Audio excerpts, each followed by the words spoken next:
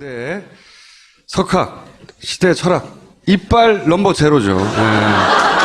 아무데나 안 나오지만 나왔다면 다 죽여버리는 도울 선생님을 모시겠습니다.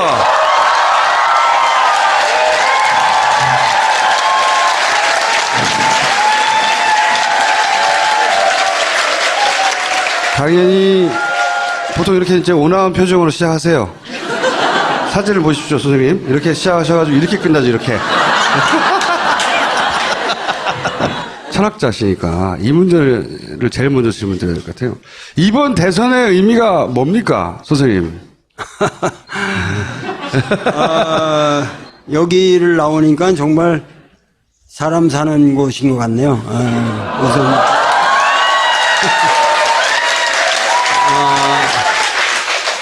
젊은이들의 함성, 그리고 뭔가 진리를 향한 뭔가 이렇게 불길이 타오르는 그런 느낌을 받으면서 요번 선거의 의미, 이런 거를 얘기하라면은 저보다도 사실은 여기 있는 여러분들이 더 잘 알고 계실 것 같아가지고 참 말하기가 어려운데, 저는 요번 선거야말로 우리나라 정치사에서 비로소 이 민주적 가치가 국민의 마음으로 다 쏙쏙 들어가게 되는 그런 어떤 이 뭔가 정신사적인 뭔가 혁명적인 전환이라고 보는데, 예를 들면 제가 책을 써서 여러분들이 내 책을 안 읽잖아요. 어렵잖아요. 아무래도 뭐 어렵고, 그리고 또 우리 전문 세계라는 게 항상 전문 세계에서 돌아가는 레토릭이라든가 이 전문 수로들 때문에 여러분들이 상당히 고통을 받죠. 그래서 나도 그거를 때려치려고 그러는데도 그게 잘 되질 않아요. 근데 그러나 이 선거 과정에서 이 TV 토론만 해도, TV 토론 과정이라고 하는 것이 여태까지의 어떤 TV 토론보다도 실제적인 토론 내용이 있었어요. 보수는 보수대로, 진보는 진보대로. 나는 보수 진보라는 시각에서 보지 않지만 우리 사회의 어떤 정의를 추구한다는 의미에서, 예를 들면 뭐 하나의 예를 들자면, 심상정이다 그러면 심상정 같은 사람은 옛날에 우리 감각에는 우리 국민들 일반 정서에서 뭐 노동운동이나 하고 뭐 빨갱이 같은 얘기나 하고 뭐 이렇게 생각을 했는데, 보수나 진보를 막론하고 심상정의 목소리가 뭔가 우리 사회의 지향점을 정확하게 말해주고 있다고 하는 그러한 생각들이 모든 사람들에게 그래도 이렇게 깔려 들어갔다고, 이렇게 스며 들어갔다고. 국민들이 이러한 보이스에 대해서 이렇게 많은 지지를 보낸다. 그리고 이 심상정의 표는 기본적으로는 안철수 거를 갖고 올 거예요.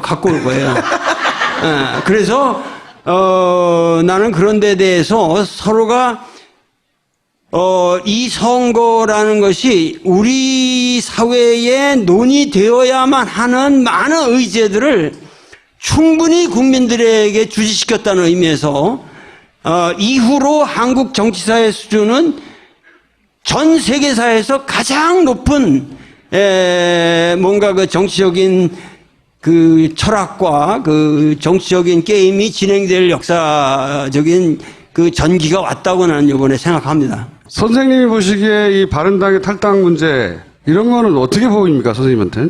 우리나라 사람들은 뭐니 해도 그래도 이 동방의 유교 문화라는 것이 몇천 년 깔려 있는 사람들이기 때문에 이 의리 없는 놈들을 제일 싫어해요. 용서를 못해요. 그런데 박근혜를 탄핵했던 어떠한 의미에서 여당 내에서 양심 세력이 지금 다시 유승민이 불안하다고 그래서 저쪽으로 간다. 나는 이것은 말이죠. 이번 선거의 결정적인 함수라고 생각합니다. 무슨 얘기냐면은 이걸로 인해 가지고 홍준표의 표가 올라가는 게 아니라 내려가요. 이거는 마치 지난번 선거 때 노무현 대통령 때 누구죠? 정몽준 이펙트와 똑같은 거예요. 정몽준이 지지를 철회하고 네, 선거일 전날 지지를 철회해서 갑자기 노무현 후보 쪽으로 확 쏠려간 것과 비슷하다. 그렇게 해서 이회창을 지지한다고 그러고 하여튼 이거를 철회했잖아요. 네. 그것도 배신이죠, 일종의. 그렇잖아요. 그런데 그때 우리는 결정적인 타격이 있을 거라고 그랬는데 사실은 그걸로 인해서 노무현이 더 많은 표를 얻었거든요. 그러니까 이번에도 유승민은 이 사건으로 인해서 지금부터 엄청 국민으로부터 동정표를 받을 뿐만 아니라 그 과정에서 사실은 바른정당이라고 하는 것을 대변해서 유승민이 사실은 굉장히 잘 했잖아요. 그러면은 이 유승민은 아무 죄가 없다고요. 지금 잘못한 게 없는데 잘못한 사람이 그렇게 홀대받고 그게 이렇게 배신당하고 혼자 이렇게 버려지는 듯한 이런 느낌이라고 하는 것은 사실은 이제 유승민을 예수로 만드는 거지, 예수. 왜냐면 예수라는 의미가 뭐예요? 죄 없는 사람이 십자가에 못 박혔다는 거 아니에요. 그러니까 유승민을 죄 없는 사람을 그냥 그렇게 십자가에 못 박히게 두고 자기들만 떠난다? 이거는 아주 실수한 겁니다. 이 사람들은 정치 생명이 없어질 뿐만 아니라 앞으로도 유승민은 요번에 분명히 이 사건으로 한 10% 이상까지 올라갈 겁니다. 10% 이상까지. 유승민 후보를 예수에 비유한 거는 최근에 나온 신간하고 뭔가 좀 이어보려는. 네, 제가 최근에 선생님 좀 무리한 연결 아니었나요? 아니, 이 돌의 로마서 강해라는 이 책의 주제가 십자가와 부활이거든. 그래서. 자, 그러면, 사드 돈 내라고 하잖아요. 이거 어떻게 해야 됩니까? 저는 원래 사드라는 것은 우리 김어준 선생하고도 내가 이 얘기를 계속 해왔지만은 사드는 전략적인 가치를 가지고 우리가 평가될 게 아니잖아요. 사드는 기본적으로 뭐냐면 우리나라를 방어하기 위한 것이 아니라 미군의 군시설을 보호하기 위한 것이기 때문에 이 한반도하고는 사실 관련이 없는 거예요, 그거는. 그러면 그러한 사드는 우리에게 있어서는 그 사드를 사실 아무것도 아닌데 중국이 과도하게 거기에 반응함으로써 전 세계적으로 사드라는 것을 갖다가 그 사드의 가치를 중국 사람들이 높여놨어요. 아무것도 아니었던 건데 그걸 높여놨거든요. 그러니까 그 가치를 가지고 우리는 무엇을 따내느냐, 이 바게닝 포지션이 우리에게 생긴 거거든요. 그러면 이러한 바게닝 카드를 가지고 뭔가 우리가 따낼 게 있었다고. 근데 그거를 그냥 설치하고 본다? 이거는 자기가 갖고 있는 카드를 그냥 내가 보이는 거 아니에요. 그럼 카드가 없어지는 거예요. 자, 그런데 최근에 가장 재미난 문제는 트럼프가 그 돈 내라. 그럼 우리 보고 1조 이상을 내라. 근데 그 사람이 그걸 모르고 그런 말을 했겠어요? 그 사람은 그야말로 장사꾼이거든요. 장사꾼이라는 거는 그 사드라는 게 이게 가치가 있는 거니까 자기가 보기에는 이거 만드느라고 비싼 건데 이걸 왜 한국에다 거저주냐? 이거 니들 돈 내라. 이런 무슨 얘기냐면은 이 사드를 그렇게 트럼프가 얘기한다는 것은 이 트럼프라는 사람은 정치 술수가 없는 사람이라는 거예요. 정치 술수가 없는 사람이고 그야말로 솔직히 장사꾼으로서 이 세계 정세를 보는 거예요. 이렇게 한번 내질르고 그 다음에 어떻게 우리가 이렇게 내질러 놓으면 거기서 여러 가지 그 문제가 발생할 때 자기는 유리한 카드를 줄 수 있다고 생각하는 건데, 최근에 재미난 거는 그렇게 또 내질러 놓고 김정은을 만날 용의가 있다. 영광스럽게. 그렇죠. 어너드라는 말을 썼잖아요. 네, 그 만나면 나한테 영광이 된다. 이런 식으로 얘기를 했는데, 여태까지 미국인 정치인이 빈말이라도 북한의 지도자를 영광스럽게 만날 수 있다라는 말을 한 적이 없어요. 오바마 같은 아주 진보적인 인물인 것처럼 보이는 인물들도 그런 말 한 번 안 했어요. 근데 그런 의미에서 이 트럼프는 제국주의자가 아니에요. 제국주의적인 모든 것을 고려해서 발언하는 사람이 아니라고요. 제국을 운영할 생각이 없는 거예요. 단지 한 나라로서 장사를 잘해먹자는 생각만 있는 거예요. 그렇기 때문에 전략적 발언을 하는 게 아니라 그냥 솔직하게 얘기한다고. 그러니까 그것은 말이죠. 트럼프를 주변에서 보면은 저 무식한 놈, 어떻게 저렇게 미국의 대통령이 저런 수준에서 얘기를 할 수 있냐, 이렇게 얘기하겠지만, 사실은 트럼프가 말하고 있는 것이 정확한 미국의 수준이에요. 정확한 미국의 수준이고, 지금 트럼프야말로 뭐냐면은 미국의 정직한 수준을 대변하는 사람이고, 그런 의미에서 나는 오늘날 우리 대선 전국에서 앞으로 이 사드 문제는 쉽게 풀릴 수 있는 게 뭐냐면은, 트럼프가 그런 말을 할 때는 그게 빈말을 하는 게 아닙니다. 정말 김정은을 만날 생각이 있는 거예요. 장사꾼은 아무나 만날 수 있어요. 돈만 내면 만나는 거예요. 그런데 미국의 그 보수적인, 소위 말해서 정치적 감각을 가졌다는 사람들은 다 넌센스라고 생각해요. 자, 이런 상황에서 한국의 정치인들이 트럼프를 설득하기가 좋다고. 왜냐하면 당신이 김정은을 만나려고 한다는 것 자체가 이것은 상당히 바람직한 것이다라고 우리가 힘을 실어줘야 돼요. 그러니까 우쭈쭈 이렇게 해주면. 그렇지, 우쭐우쭐하게 해주면서 그야말로 그렇게 되면 트럼프는 인류 역사상 3차 대전을 막은 인물이 되는 거예요. 그러니까 사실은 윈스턴 처칠이나 이런 사람들보다도 더 위대한 정치인의 반열에 올라갈 수 있게 우리가 만들어줄 수가 있다고. 그러니까 이번 선거의 재미난 의제는 뭐냐면, 북풍이라는 문제가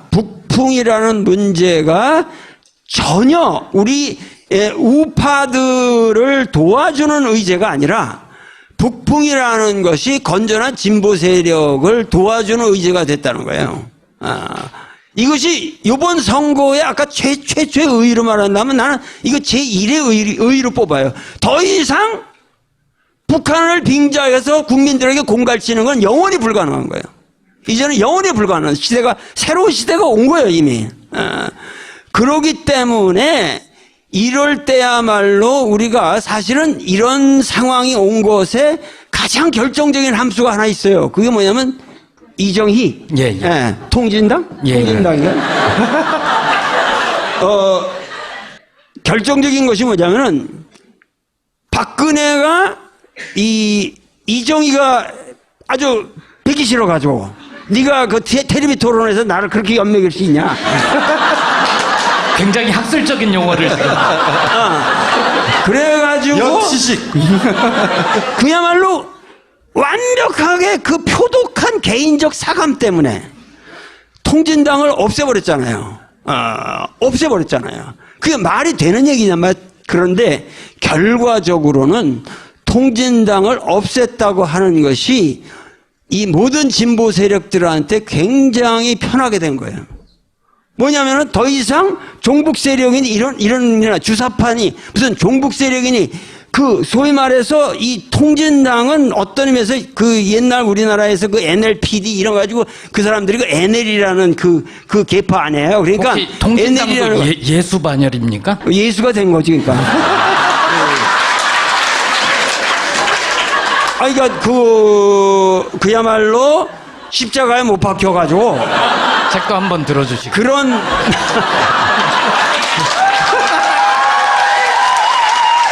그러기 때문에 요번에는 이 건강한, 그러니까 이 여러분들 PD라는 거, 에데리니 뭐 이런 거 아시잖아요. PD라는 건 사회 자체 내의 계급 모순을 얘기하는 거고, NL이라는 건 이제 국가 간의 뭐 민족 간의 이런 대외적인 투쟁을 다 중시해서 얘기하는 건데, 결국 이 PD라고 하는 것은 결국 사회 평등을 바라보는 거니까, 그러기 때문에 사실은 그 통진당이 해체되는 바람에 심상정의도 산 거예요, 이번에.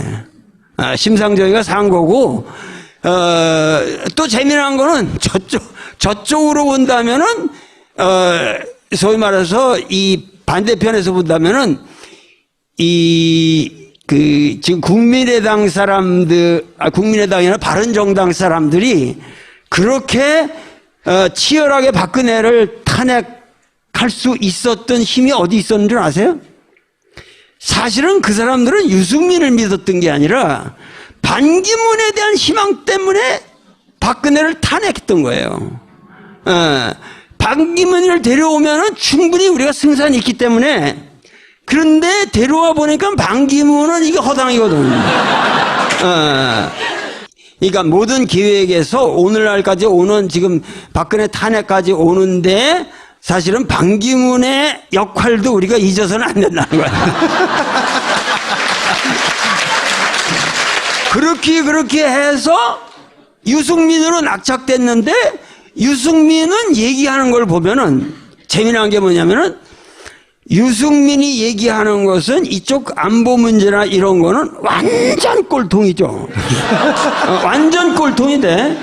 국내 문제, 사회 문제를 파고드는 것을 보면은 그 사람처럼 상식적이고 예리한 사람이 없어요. 그리고 그 사람의 그러한 사회적 문제를 다루고 그 사람이 바라보는 경제 전문가로서 바라보는 경제적 안목이라고 하는 것은 내가 보기에 그 사람의 안보 주장과 전혀 맞지를 않아요, 논리적으로. 그 사람의 지력과, 이게 무슨 얘기냐면은, 안보 문제까지 자기가 진보, 그러한 입장을 취하면 자기는 보수라고 말할 수 있는 근거가 없어지는 거예요. 그러니까는 이 사람은 다 알아요. 다 알면서 지금 안보 의제는 무리하게 자기가 그렇게 끌고 가는 거예요.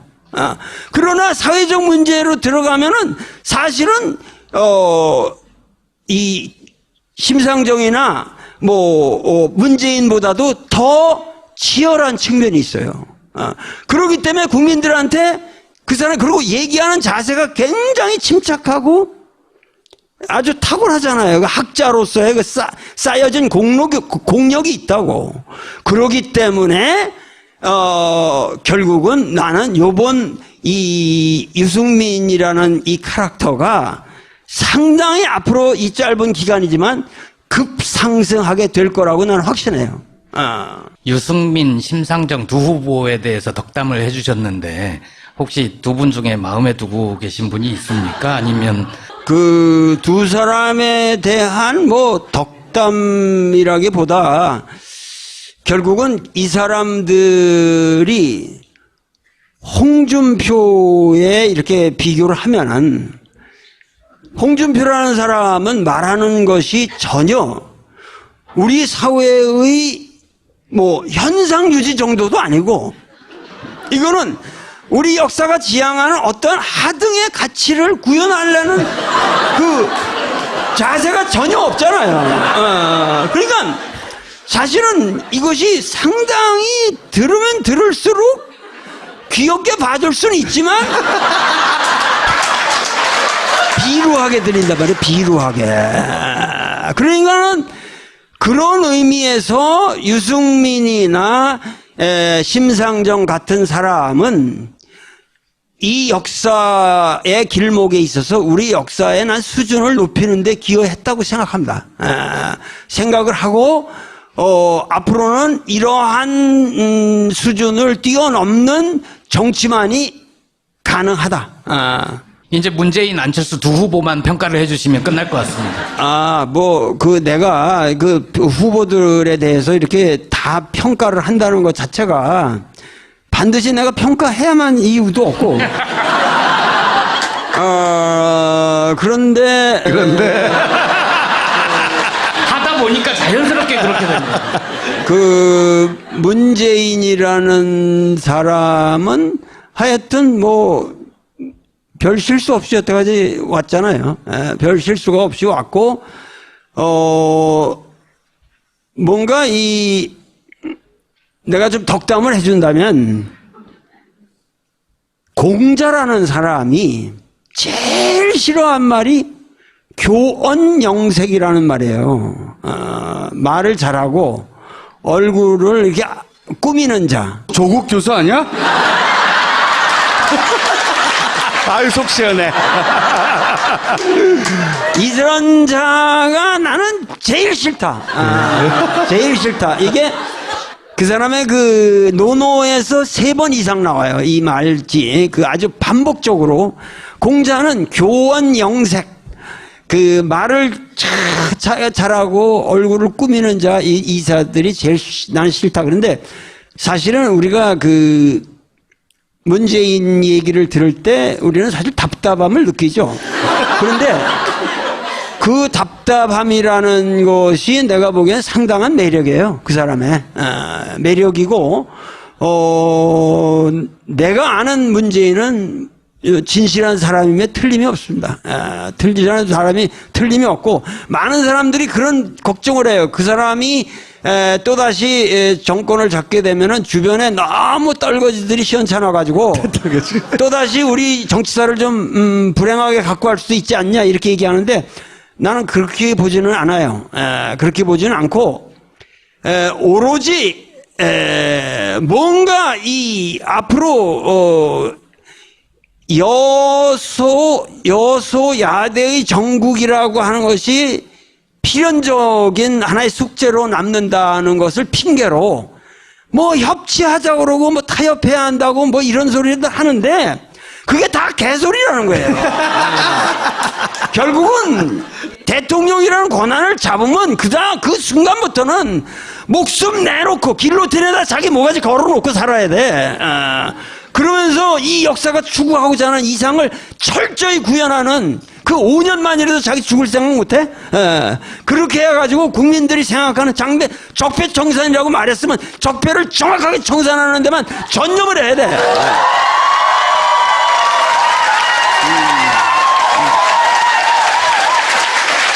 그러니까는 우리나라에서 가장 문제가 되는 게 지금 얼떨떨한 세력들이라는 거 전부 어떻게든지 개헌이나 하고 이래가지고 또다시 새로 이렇게 해가지고 몇 년 대통령 못하고 쫓겨낸다 이렇게 의회에서 다 조작할 수 있다 이런 꿈을 꾸고 앉았을 거예요 지금. 그런데 그건 넌센스예요. 우리 국민은 그거 허용하지 않아요. 그리고 한국의 헌법처럼 좋은 말이 다 쓰여진 훌륭한 헌법이 없어요. 나는 헌법의 전문가라고 내가. 그렇기 때문에 한국 헌법은 고칠 게 아니라 그건 해석의 문제예요. 개정의 문제가 아니에요. 미국 헌법보다 우리 헌법이 훨씬 위대합니다. 그렇기 때문에 우리는 지금 이렇게 주어진 헌정 질서 속에서 우리가 박근혜도 탄핵했고 여러 가지 지금 우리가 역사에 우리가 지향점을 갖다가 이 헌정 질서 내에서 이룩했는데, 그 안에서 헌정 질서가 요구하는 우리 삶의 가치를 구현하는 철저한 역사적 과정이 없이 또 그 헌법을 바꾼다 이런 엉터리가 어디 있어요? 그건 안 되는 거예요. 하실 말씀을 아주 다 하셨는데 굳이 안철수 후보는 안 여쭤봐도 될 것 같습니다. 안철수 후보요? 안철수 후보는 그저 순진한 대학생 같아요. 그냥 말하고 이러는 모든 게 뭐 그냥 뭐 순진한 대학생 같지 않아요? 그냥 아직도 이렇게. 그리고 뭔가 이렇게 그 사람은 뭔가 이렇게 어색하잖아요, 모든 게.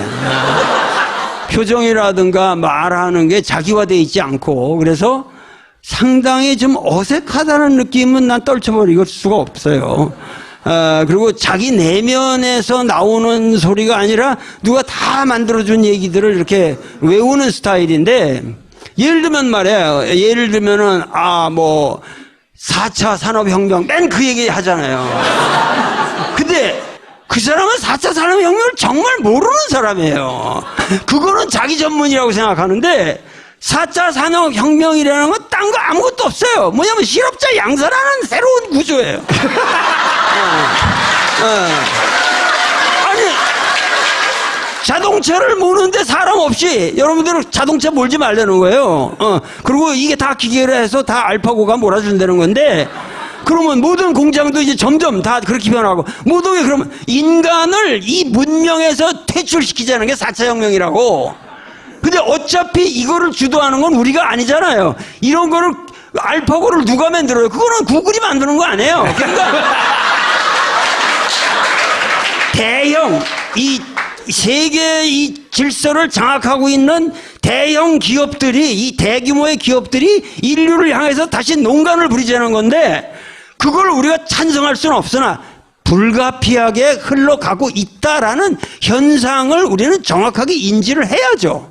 그러네 이러한 문제는 국가가 정확하게 개입을 해서 우리 삶의 방향을 어떻게 갖고 갈 것인가를 고민해야 할 문제지, 무슨 전문가들의 지혜가 뭐 자기만 아는 것처럼 그렇게 쌩구라치지 말라는 거예요.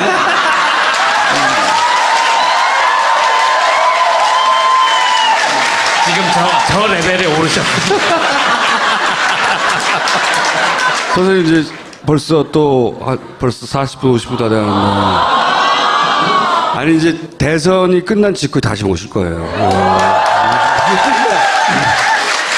근데, 마지막으로. 예, 저기. 벌써 다 시간이 그렇게 지나갔다고? 40분이 지나갔어? 일단 이명박, 박근혜는 어떻게 해야 되는지 한번 짚어주시고, 그 유권자들이 이번 대선을 어떻게 임해야 되는지도 한번 짚어주십시오. 박근혜는 이명박이 해먹는 것을 보고 나도 저렇게 해먹어도 되겠다. 그렇게 해서 용기를 얻은 사람이니까. 그리고 항상 그 모든 죄라는 것이 이렇게 선례자가 이렇게 아주 역사에서 이게 별 대가를 안 치르고 넘어갈 경우, 박근혜는 지금도 이 이명박처럼 자기 자신의 죄악을 전혀 인지하지 못하잖아요. 내가 잘못됐다는 생각을 못해요. 그러기 때문에, 그리고 이제 그러한 뭐랄까, 도덕 불감증이라는 것을 갖다가 지금 홍준표가 그대로 계승해가지고 그거를 계속 팔아먹고 있는데, 박근혜는 절대 사면해서는 안 됩니다. 정확하게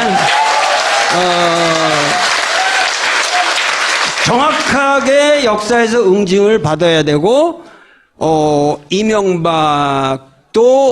물론 단죄되어야 할 뿐만 아니라 그 몇십조 말아먹은 걸 갖다가 다시 다 뱉어놔야 됩니다.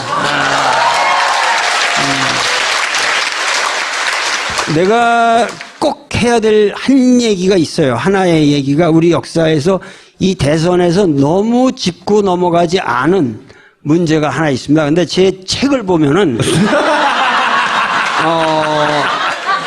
내가 차기 정권의 과제로서 3대 원칙을 드는데, 하나는 남북 화해의 문제고 하나는 경제민주화고, 제 3으로 제가 풍요로운 농촌을 항상 말해요. 근데 이 우리나라 농촌이라고 하는 것은 많은 그 후보들이 뭐 한두 마디씩 했으나, 그건 근본적으로 농촌 문제를 파악을 못하고 있어요. 그건 무슨 얘기냐면은, 농촌에 지금 농산물 생산이라고 하는 것이 그 가치로 따지면 우리나라 GDP의 3%도 안 돼요. 그리고 농촌에다 무슨 투자를 해도 거기서 부가가치를 생산한다는 것은 불가능해요. 집안에 엄마 아버지가 돈이 없다고 해서 내쫓겠느냐 이거야. 어? 엄마 아버지가 돈을 못 버시더라도 계셔야만 그 집안이 앞으로 용성할 수 있는 모든 가능성이 있는 거 아니에요. 그러니까 우리나라 농촌 문제는 이것이 농산물의 문제가 아니라 근본적으로 국가의 기본적인 우리의 식량 그리고 우리가 먹고 사는 문제, 우리의 삶의 가치, 농촌의 삶, 그리고 환경 문제, 국토 문제, 이 모든 것이 국가에 너무도 이것은 가치로, 상업적 가치로 환원될 수 없는 국가의 기관, 그러니까 근간으로 국가가 그 문제를 테이크오버 해야 한다는 거예요. 그렇기 때문에 여기에 대한 해결의 문제는 단순히 지금 무슨 직불금 제도니 이런 문제로 해결되는 것이 아니라 인식을 바꿔야 됩니다. 이 근본적으로 인식을 바꿔야 되고 그 인식을 어떻게 바꾸냐는 문제를 가지고 얘기를 하자면 또 제가 몇 시간을 얘기해야 되기 때문에 책을 사서 봐야 되죠. 얘기를 하진 않겠으나 가장 큰 문제는 예를 들면 농산물이라는 것은 파업이 안 되잖아요. 공장 노동자들은 파업을 하면은 바게닝 포지션이 있어요. 근데 농민들은 그런 파업을 못 하잖아. 이 가격 못 받는다고 해서 투정하고 떼까 그러다가 이거는 농산물이라는 거 다 썩어버려요. 그렇기 때문에 이 농산물에 관한 것은 국가가 이것을 공개념으로 이 보호를 해야 되고 그리고 이 농산물의 이 수매라든가 이 모든 문제가 앞으로 뭐냐면 저는 가장 큰 문제가 농협을 해체시키거나 새로운 기구로 완벽하게 혁명시켜야 됩니다. 그래가지고 농민들의 입장에서 이 젊은이들이 앞으로 농촌에 돌아가서 사는 삶이야말로 정말 인간답게 사는 삶이라고 하는 그 가치를 느낄 수 있도록 국가가 전적으로 이것을 보호해야 돼요. 그래서 이러한 문제를 우리가 무시하고 지금 단지 부가가치가 안 되고 농민 인구가 지금 우리나라에 기본적으로 5%라지만 3%가 안 돼요. 이 연령이라는 것도 지금 평균 연령이 60세를 넘어가고 있고 이렇게 되면은 이것은 여러분들은 여기서 잘 살고 있는 것 같지만 수십 년 아래 우리 국가 기관이 망가지는 아주 대사태가 옵니다. 그래서 이러한 문제에 대해서도 이번 우리 여러분들이 의식을 가지고 꼭 마음속에 짚고 계시기를 갈망합니다. 알겠습니다. 언론이라고 하는 개념이 바뀌었잖아요. 언론이라는 개념이 바뀌었고 그러면서 이 역사적 의식이 상당히 개별화되고 젊어지고 그러니까 요번 촛불이라는 가장 큰 특징 여태까지 모든 데모나 모든 혁명은 항상 조직이 움직였어요. 그러나 요번 촛불 혁명이라는 건 조직이 없어요.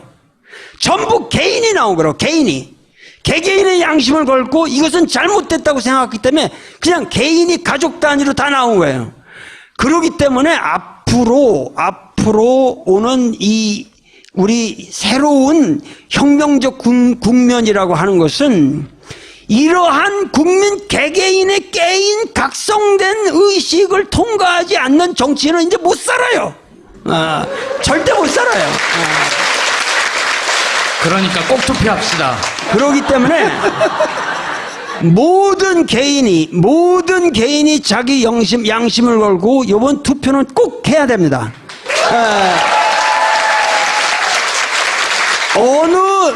젊은이들 노인들 말할 거 없이 누굴 막론하고 요번에는 투표율이 사실상 가장 높은 투표율이 나올 거라고 확신합니다. 그러나 여러분들은 앞으로 특히 이 이 낙곰수를 듣는 사람들은 낙곰수가 아니고 저 뭐지 이게? 파파이스. 이 파파이스를 듣는 사람들은 1000% 1000% 그리고 주변의 모든 사람들을 데리고 꼭 나가서 투표를 하시고 누구를 찍을 것인가 하는 것은 이미 충분히 여러분들이 아시고 계시기 때문에 제가 말하지 않겠습니다.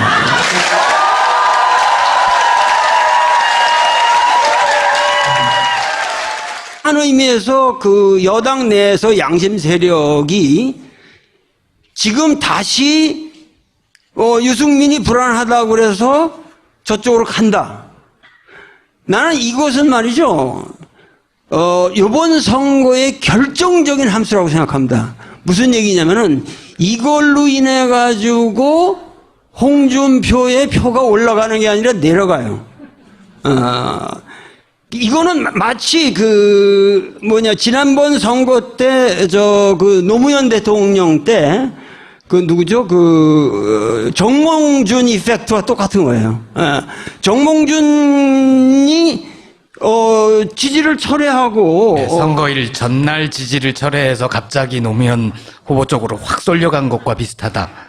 그렇게 해서 이회창을 지지한다고 그러고 하여튼 이거를 철회했잖아요. 네.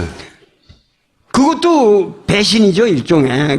그렇잖아요. 그런데 그때 우리는 결정적인 타격이 있을 거라고 그랬는데 사실은 그걸로 인해서 노무현이 더 많은 표를 얻었거든요. 그러니까 요번에도 유승민은 이 사건으로 인해서 지금부터 엄청 국민으로부터 동정표를 받을 뿐만 아니라 그 과정에서 사실은 바른정당이라고 하는 것을 대변해서 유승민이 사실은 굉장히 잘 했잖아요. 그러면은 이 유승민은 아무 죄가 없다고요. 지금 잘못한 게 없는데 잘못한 사람이 그렇게 홀대받고 그게 이렇게 배신당하고 혼자 이렇게 버려지는 듯한 이런 느낌이라고 하는 것은 사실은 이제 유승민을 예수로 만드는 거지, 예수. 왜냐면 예수라는 의미가 뭐예요? 죄 없는 사람이 십자가에 못 박혔다는 거 아니에요? 그러니까 유승민을 죄 없는 사람을 그냥 그렇게 십자가에 못 박히게 두고 자기들만 떠난다? 이거는 아주 실수한 겁니다. 이 사람들은 정치 생명이 없어질 뿐만 아니라 앞으로도 유승민은 요번에 분명히 이 사건으로 한 10% 이상까지 올라갈 겁니다. 10% 이상까지. 네. 유승민 후보를 예수에 비유한 거는 최근에 나온 신간하고 뭔가 좀 이어보려는. 예, 네, 제가 최근에, 선생님 좀 무리한 연결 아니었나요? 아니, 이 돌의 로마서 강해라는 이 책의 주제가 십자가와 부활이거든. 그래서. 자, 그러면 사드 돈 내라고 하잖아요. 이거 어떻게 해야 됩니까? 저는 원래 사드라는 것은 우리 김어준 선생하고도 내가 이 얘기를 계속 해왔지만은 사드는 전략적인 가치를 가지고 우리 다 쏙쏙 들어가게 되는 그런 어떤 뭔가 정신사적인 뭔가 혁명적인 전환이라고 보는데 예를 들면 제가 책을 써서 여러분들이 내 책을 안 읽잖아요. 어렵잖아요. 아무래도 어렵고, 그리고 또 우리 전문 세계라는 게 항상 전문 세계에서 돌아가는 레토릭이라든가 이 전문 수로들 때문에 여러분들이 상당히 고통을 받죠. 그래서, 나도 그거를 때려치려고 그러는데도 그게 잘 되질 않아요. 근데 그러나 이 선거 과정에서 이 TV 토론만 해도 TV 토론 과정이라고 하는 것이 여태까지의 어떤 TV 토론보다도 실제적인 토론 내용이 있었어요. 보수는 보수대로, 진보는 진보대로, 나는 보수 진보라는 시각에서 보지 않지만 우리 사회의 어떤 정의를 추구한다는 의미에서 예를 들면 뭐 하나의 예를 들자면 심상정이다 그러면 심상정 같은 사람은 옛날에 우리 감각에는 우리 국민들 일반 정서에서 뭐 노동운동이나 하고 뭐 빨갱이 같은 얘기나 하고 뭐 이렇게 생각을 했는데 보수나 진보를 막론하고 근데 석학, 시대 철학, 이빨 넘버 제로죠. 아무데나 안 나오지만 나왔다면 다 죽여버리는 도울 선생님을 모시겠습니다.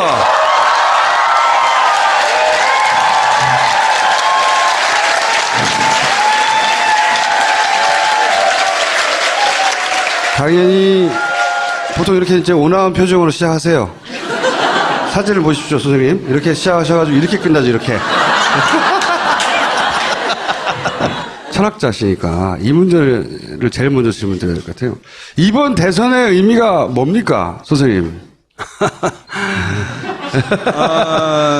여기를 나오니까 정말 사람 사는 곳인 것 같네요. 우선